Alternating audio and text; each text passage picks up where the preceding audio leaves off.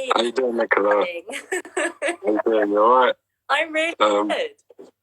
Yeah, so I've been interested in your story. I just wanted to know a bit more about your story and how you got into boxing.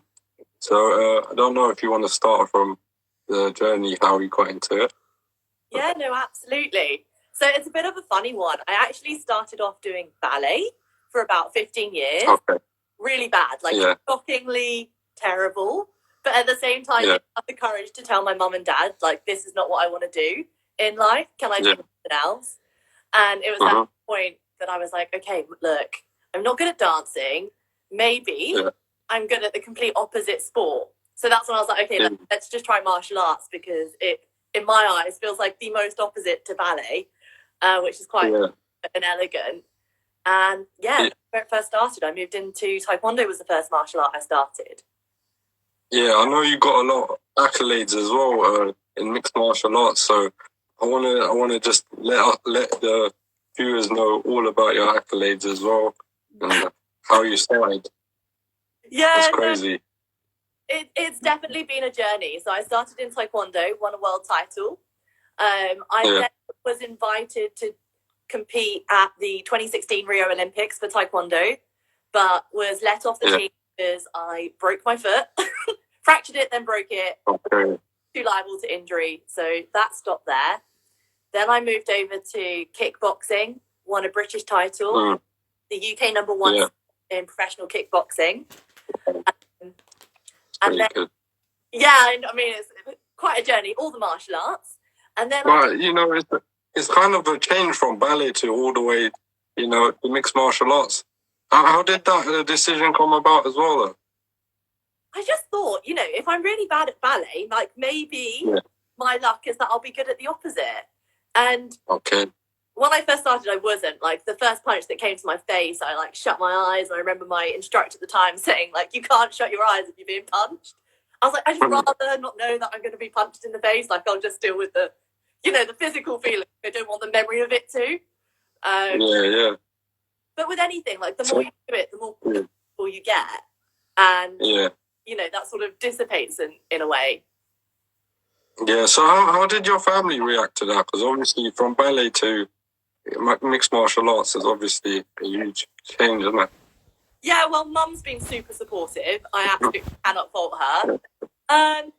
Dad, questionable. I mean, I think he just absolutely hates watching me have any sort of confrontation, whether that be verbal or physical.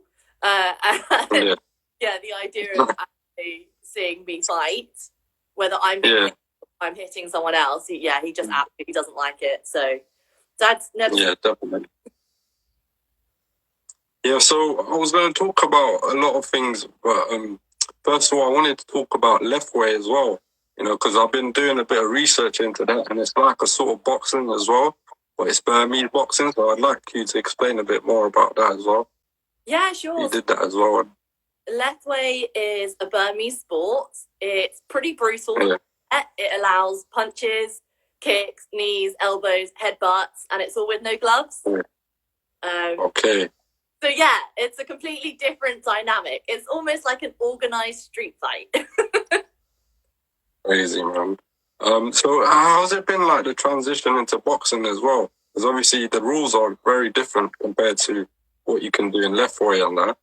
So how's that transition been?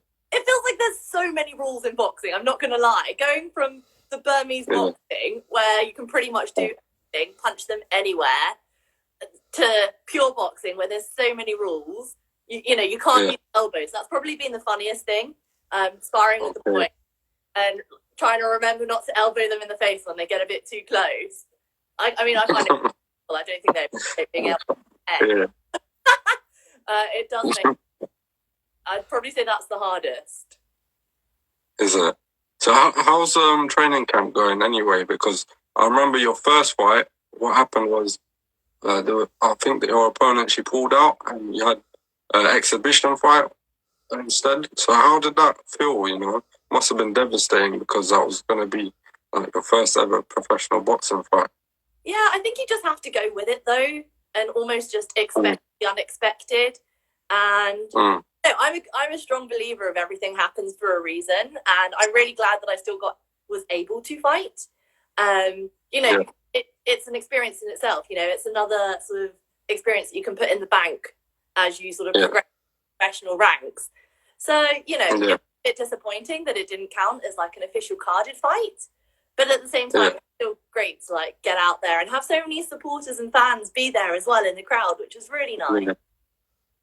Definitely, man. How was that experience anyway, from lethwei and mixed martial arts to boxing? You know, just being in the boxing ring. In a weird way, I feel safer in a boxing ring. I'm not going to lie. When I had my bare knuckle boxing fight over in Burma, my thought before I walked out was like, I could die. Bit dramatic. But it literally felt that brutal, you know? And I remember the first time I got punched in the face doing the bare knuckle boxing. I just remember being like, head.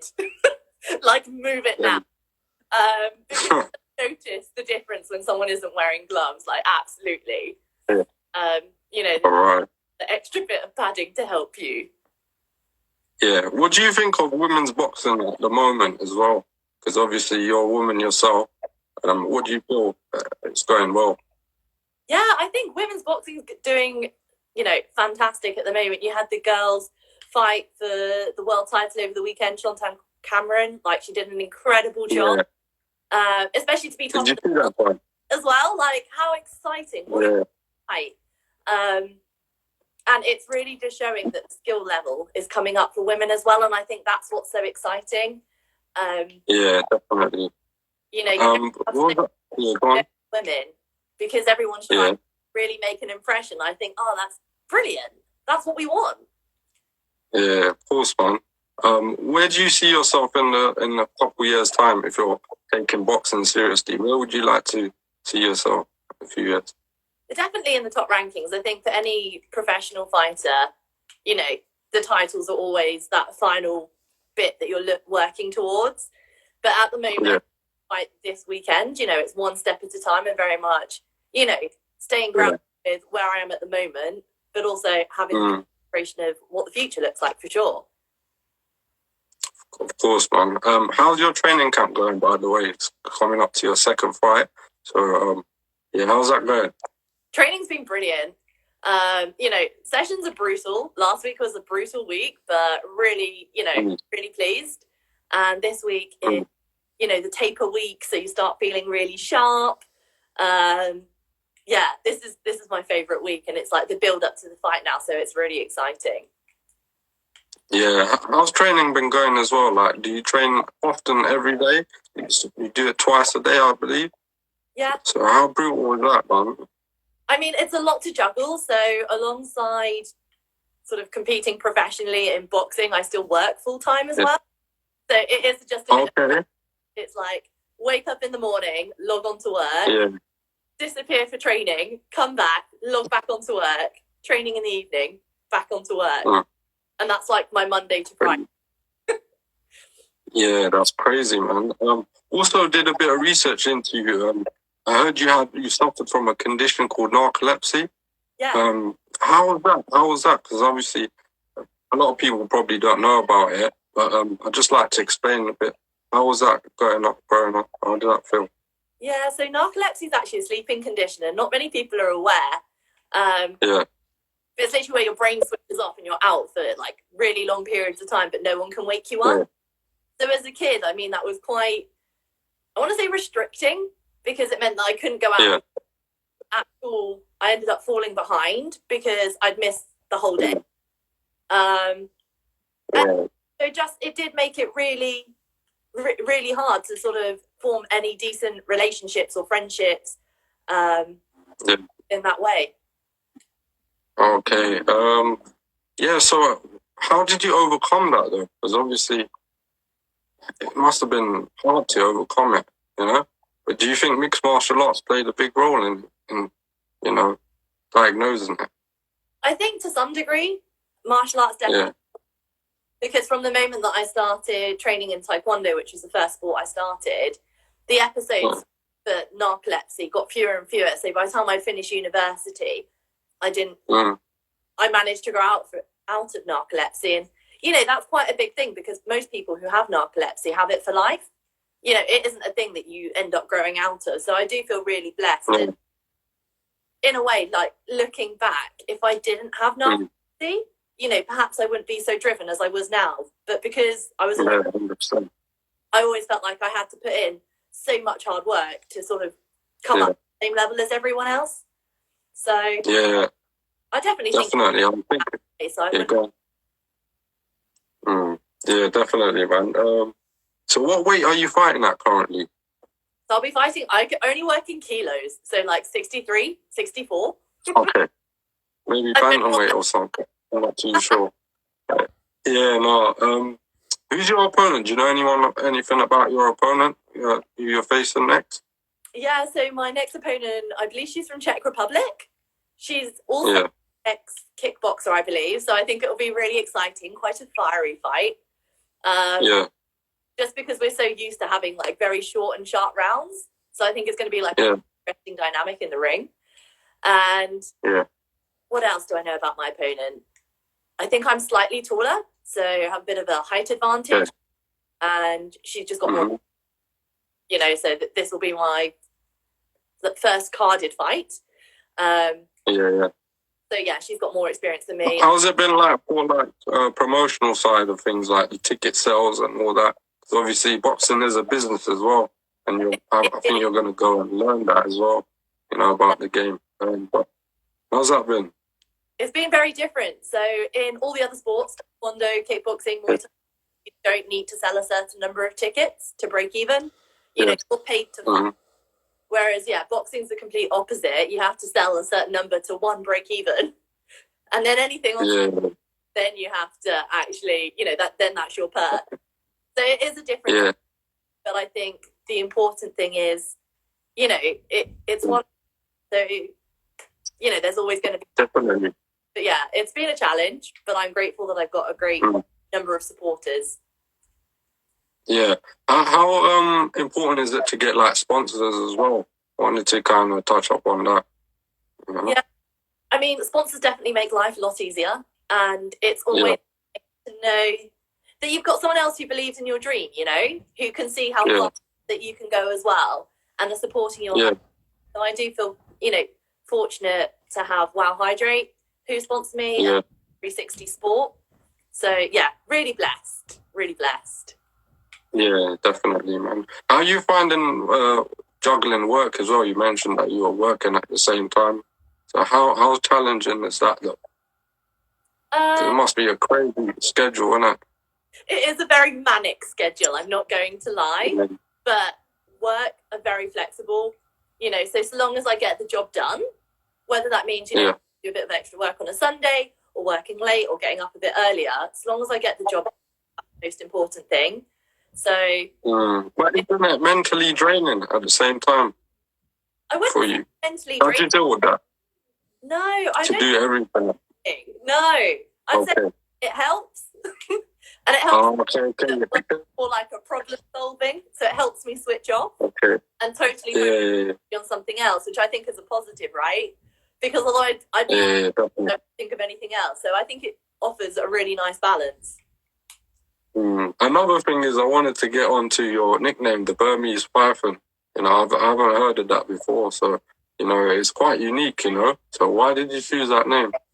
So the Burmese Python, it came from my last kickboxing coach, Amir, and it's a really nice blend of Burmese representing my heritage, my mum, my roots, family, which I'm so proud of. So that's the first bit, and then Python is, to depict my fight style: aggressive, fearless, courageous.